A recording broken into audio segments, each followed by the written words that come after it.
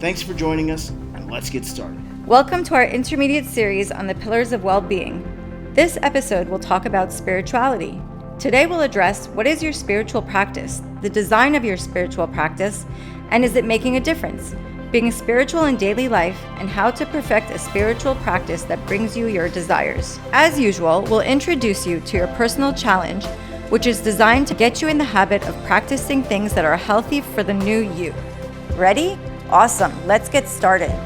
With that, we invite you to get settled in a place where you can digest this information without interruption or struggle, clear your mind, and get ready to take the next step in a vital transformation.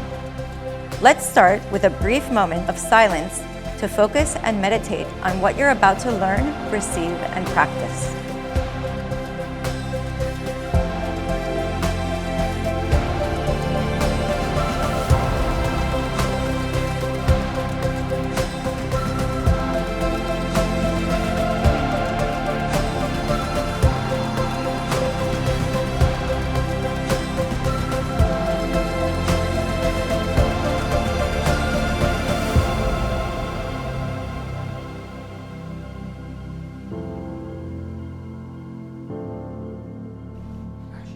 Hi everybody, and welcome to session number 7, which I'm very excited to talk to you about it because the name of this session is spirituality. Wow. What is spirituality? What is spirituality? Such a hard words to define, right? When you're thinking about it, yes, I'm spiritual. Yeah, I think I'm spiritual. I want to be spiritual. I'm not spiritual. People answer, I'm not spiritual, but I don't know if I am spiritual. So what is spirituality? What is it? Maybe if we answer that question, then we will define ourselves if we're spiritual or not, and then we will know if we need to do something about it. So first aspect of spirituality is first, are you out of yourself? Meaning you're getting out of yourself. You're not just busy with you all day long. That's the first thing. Second thing, are you reaching out to something called higher intelligence? You can call it divine God. You can call it cookie if you wish. I don't care what you call it. But it's a higher intelligence, which means it's something above whatever you know right now. That's a higher intelligence. Third thing, are you getting information from the higher intelligence, which means outside of yourself, and you share it with another human being? So we just define spirituality. Let me make sure I'm repeating it to you. Not because I like to repeat things twice, because it's important to repeat it maybe 1,000 times until our minds start to get used to understand what is spirituality. So the first aspect, getting out of yourself. Why am I starting with that first? Because when we're busy with ourselves, there is no room for higher intelligence. I think I'm right. I think I know better. There is no room for growth. There is no room to know better. Then once you're getting out of yourself, how does it look like when you're getting out of yourself? You're not busy being right. You're not afraid that people are teaching you. You are open-minded. You become an open-minded person. But that's not enough for being spiritual. A lot of people are open-minded, but they're not spiritual.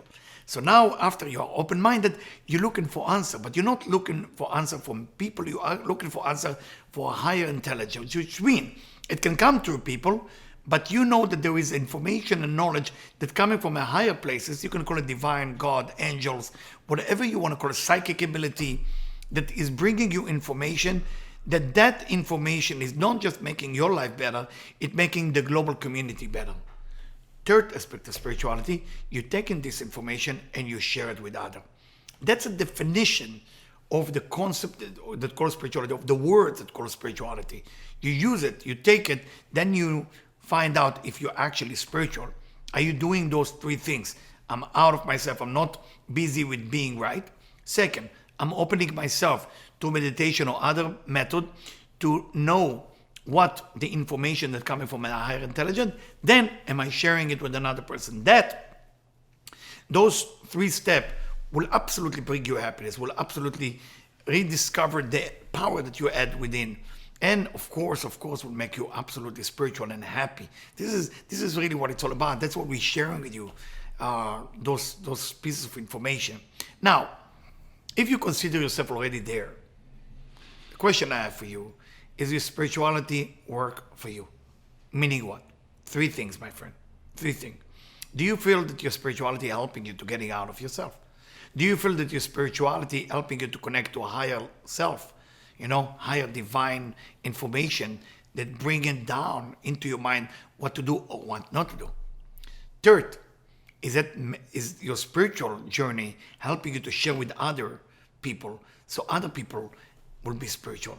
Ask yourself those questions, not because you should doubt yourself, because you need to know. Maybe you're on the wrong direction. Sometimes you're driving on the right highway, but you're getting off the wrong exit. That's why you always have to ask yourself questions, because if you're not going to ask yourself questions and you're not going to self-doubt yourself, you wouldn't know if what you're doing is the right thing for you. Okay, being spiritual. My friend told me, if you complain about the traffic, maybe you are the traffic. And I said, no, don't talk like that. That's too judgmental. He said, think about it. Why you even complain? It's not about the traffic. It's about you complain all the time. Too much traffic. Well, if you live in LA, in one point or another, you will complain about the traffic on the 405. Somehow it's almost like a cosmic event. There is traffic somewhere for no reason. But let me tell you, can you practice your spirituality as you drive while you're in traffic? I'm going to give you an exercise, spiritual exercise while you drive. If there is traffic, you want to solve that traffic, it's a magical way. You let somebody go in front of you when it's bumper to bumper. It will make no sense to you. It will make no sense to the person who drives next to you. Everybody will look at you like, what's wrong with this guy? Is he okay? But think about it. Think about it for a second. You're getting out of yourself? Yes. The higher intelligence that want to help everybody is impressed that you actually did an act of sharing? Yes. You share with another individual? Yes. You are spiritual. So practice of spirituality can only happen when things are a little bit off. It's not when everything is perfect. When I do wedding for people, when people ask me to come and do their marriage, there is a verse I always use, and they love that verse. I say, it's not how much you love each other when things are great. It's how much you love each other when things are terrible. And I always tell them, and the group in the bride always laugh when I say that. And sometimes, people don't fully understand it, because after you get married, there's not always going to be there birds that's singing and it's perfect. Things will go wrong. And that's your test to become. Are you willing to become spiritual when things are really not going your direction? When somebody takes the food that you keep in the refrigerator and that's your organic vegan thing, that's the test of spirituality. I would like to share with you a story. It's a funny story. I don't know if it's belong here, but I want to share it. It's a story that happened in Laguna Beach, California, 22 years ago. A gentleman came to talk to me, and he believed that his wife is the devil. It's a true story. He said, I think I marry a woman. She's the devil. It's not a human being. And I'm scared, I'm very open-minded for spirituality, but it sounded a little bit off. And I said, what do you mean, devil? He said, Eliyahu, I need to tell you my story. I said, okay, tell me how bad. He said, I have my own refrigerator. In the refrigerator, I grow different things for me to eat vegan, to eat natural, to eat what he called live food. That's what he called it then. Okay, and it wasn't fashionable then, 22 years ago. But that's what he did. But also, he wear a mask. He wear a mask so it will not have all kind of negativity or problem or toxin going into his lungs. The problem he has, his wife smoke. She smokes cigarette. Not only she smoked, that's the story tell me, before they go to sleep, the last cigarette, she blow in his face. She blow the cigarette in his face. Sad story. The problem I have with this guy is once he's talking to me, he decided to come to my lecture and he told the story in front of everybody in the room. So everybody was feeling bad for that guy and hated his wife. And they all call his wife the devil. That's the name they gave his wife. How is your wife the devil? Then, 2 weeks after that, he brought a woman into the class. We're sitting there and I'm teaching and I'm trying to focus on the lecture, but I'm seeing holding a hand of a woman. Now, the problem, I was not the only one who was looking at him. The rest of the students were looking, and we tried to ignore that part, and everybody was assumed that's the lover, his wife, the devil at home, and he found the angel, the wonderful angel. And in the end of class, I didn't act in a very spiritual way. I had to talk to him. I said, listen, I got to talk to you. It's not spiritual talk, but I really have to find out. He said, yes. I said, can I talk to you aside for a second? I said, no. I want my wife to come with me. I said, that's your wife? So yes. I said, hi, nice to meet you. And she said, it seemed like everybody know about me here. I said, well, your husband shared with us some information. I said, yes, I know, he told me. I said, so can you share with the class, please, what happened? How did you do it? I said, Eliyahu, after I heard your class about what does that mean to be spiritual, getting out of yourself, asking the higher intelligence, and then go and share, I actually practiced it at home. And what I did, first I get out of myself. I said, you know what? I can't just care about my health and myself all day long. And then I did your meditation, and I asked higher intelligence, please give me an answer. How do I share in this situation? I don't know how to share. She spoke in my face. I care about my health. And what came out of my mouth, save our marriage. I said, please share with us and teach us. What did you say? And that's what his wife said. He came to me and said, honey, I don't mind anymore that you blow that smoke in my face before you go to sleep. But I do mind that you're smoking all day long and you're killing yourself. At that moment, the wife cried and she quit smoking. Can you believe it? She quit smoking because she felt some spiritual energy coming from her husband, and he finally cared about her. What do we learn from that story, my dear friend? What do we learn from that story? I mean, to be spiritual is to elevate yourself to a very different levels of understanding. And when you start truly care for another person, by not caring just about you, miracle will happen to you. For that reason, I thought that story is so important to be shared with everybody, so we all can learn from that. Because sometimes the person that you think are the devil next to you is your challenge to overcome. And when you become more and more spiritual and you overcome that challenge, that person become your best friend. So I just want to share it with you.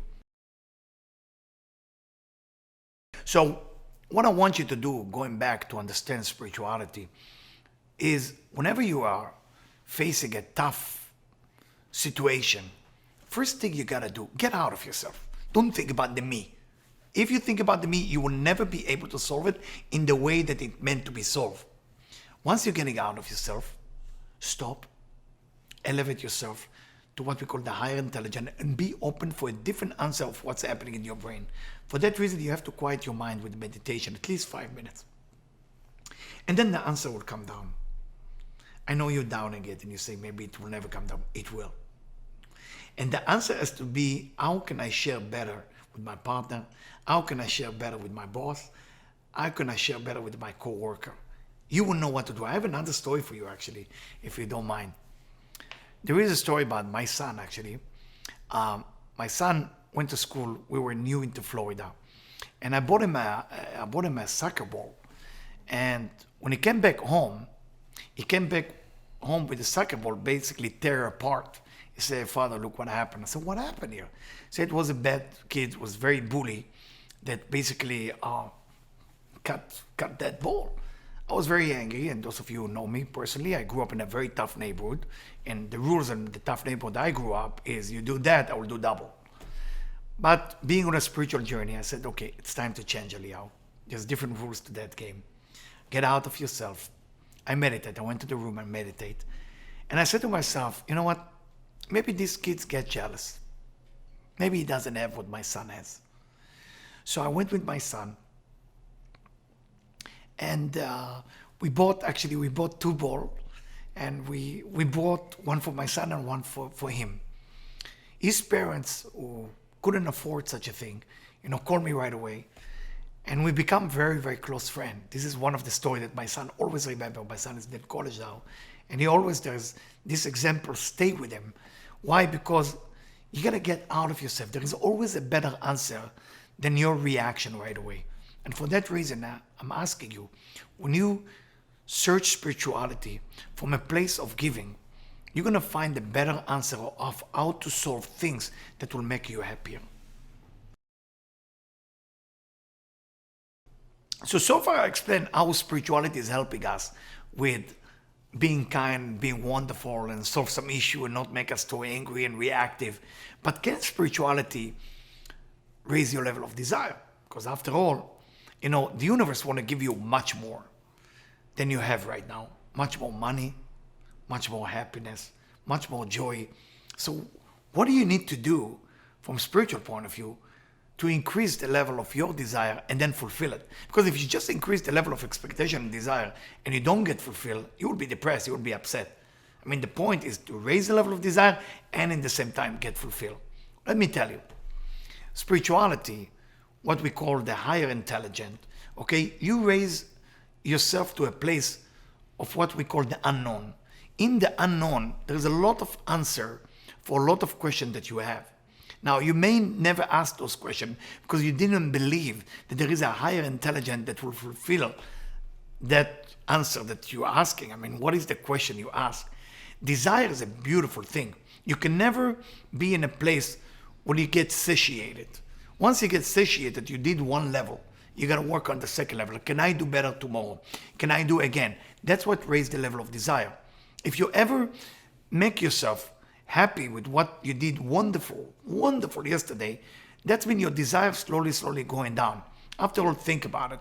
If you have 4 cups, for example, in different sizes, okay? When you fill up the smallest cup, it didn't fill up the big cup. If you take the water from the small cup and fill up the big cup, you're going to see so much emptiness within the big cup. So that's why people don't want to have a big desire. They're afraid of big desire. Because if they have the big desire, they will run empty. If you have a small, desire, you fill it up quickly. For one of the reasons people are using a lot of drugs.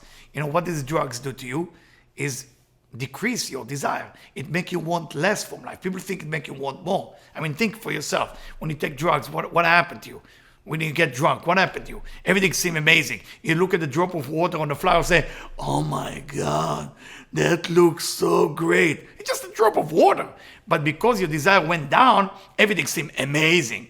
I remember I gave a lecture in downtown New York, Lower East Side. And it was a group of people who cannot even make a living, but they could do one thing. They could do drugs very well. And I didn't know what I'm getting into. At the day I was teaching in Wall Street, and at night I arrived to that group that invited me to teach. Free, it was my volunteering time, my giving back time.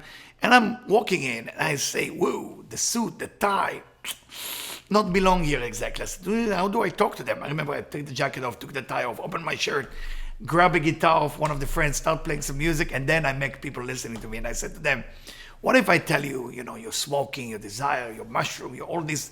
I'm not here to say I'm against it or for it. I'm just saying, what if I tell you if you do it all day long, it's actually making your desire go down, not up. And because of that, life look better. It's not that life changed. Because after you're off the drugs, you go back to deal with it. It's almost taking some painkiller.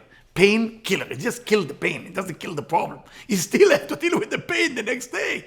Meaning that you cannot make a shortcut. So when we talk about spirituality, is to increase the desire. You're going to want more from life. And don't worry if your vessel, if your container, if you running on empty, because you're on a mission to make sure that you're fulfilling it.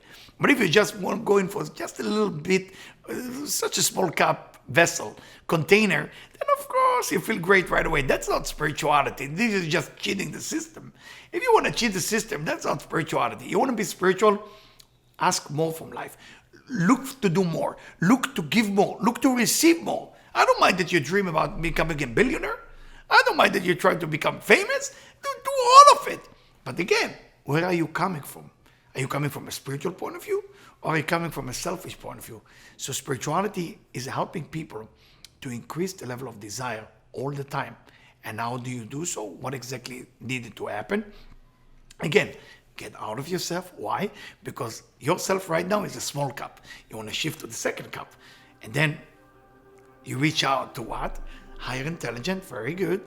And then you fulfill that new cup with the light, with the blessing that you need to do. And how do you do that? By sharing with another individual.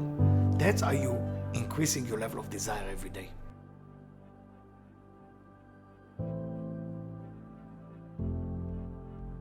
I would like to challenge you on this session of spirituality, because as I say, my wish, my hope, my desire, that you will enjoy spirituality as I do, and as my client do, as the people around me enjoy spirituality so much. And the way that we're going to do it right is by practicing. The way we practice, I want you to think about one area of your life that has been challenging you. Whatever it is personal, whatever it is spiritual, whatever it is in business, whatever it is in a relationship, one area. And those 3 steps. First, don't be busy with how much it bothers you, getting out of yourself.